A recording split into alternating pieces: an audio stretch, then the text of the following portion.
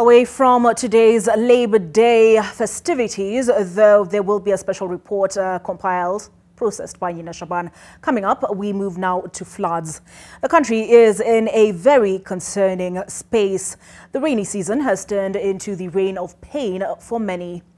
For many people, being swept away by floods or gushing waters, to many others being buried alive in landslides and so much more, the situation is heartbreaking. Lives, livelihoods, livestock and property have been and continue to be lost and damaged. The desolation is tangible.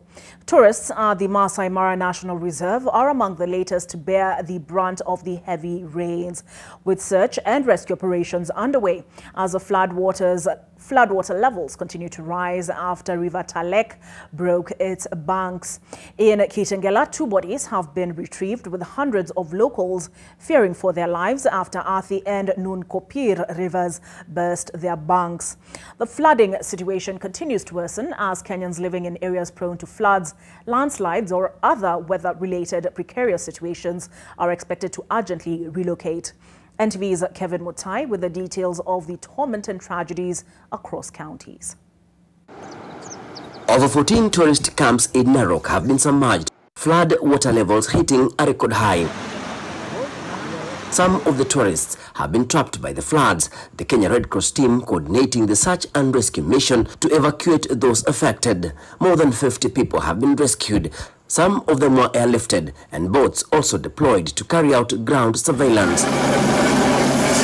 The Mara Bridge, linking the Mara Circuit and the vast Masai Mara, has been swept away. River Talek breaking its banks, further worsening the situation.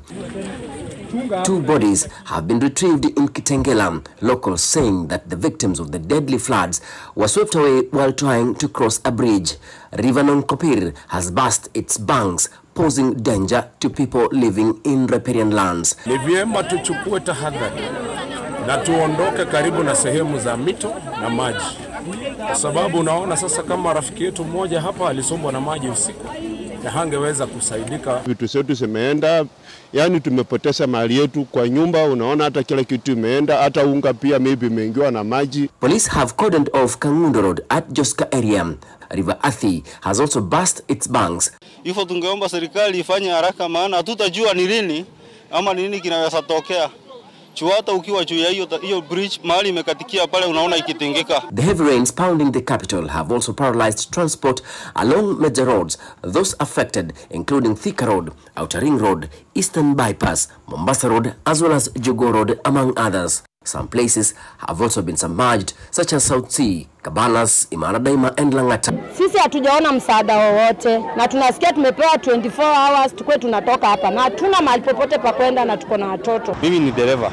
Ile kazi nafanya pale kwangu, gari nimeweka nje. Parking nimeweka hapo nje kwangu. Maji ilikuwa imefunika kila mahali. Hiyo gari ukitoa hapo ni hivyo. Hiyo story yake imeisha. Kwa sababu ikifuta maji ni hivyo, hiyo engine unaweka chini, pesa kidogo hapo ni 120,000.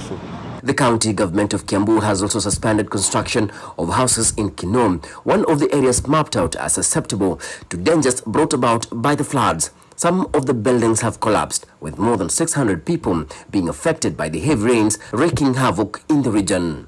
Ile route ya kutoka highway ile Mama Ngina, hakuna drainage zenye zinaweza toa maji huko juu ikiteremuka. Tuweze kujenga hizi drainages na zaidi ya hayo tuweze kuzipanua ili hii maji inatoka kule kwa barabara kubwa iweze kuwa accommodated kwa hizo drainage. We are also assessing our dams. We have 3 dams in our sub-county. We are assessing to see whether there is a danger of overspill, the dams breaking the banks, and we're watching one in Karai, and we want to make sure that the residents around the dam are evacuated immediately. The flood's death toll now stands at 181. After 12 more people died in the last 24 hours, 90 people have been reported missing in different counties. Kevin Mutai, NTV. Former Kenya Television Network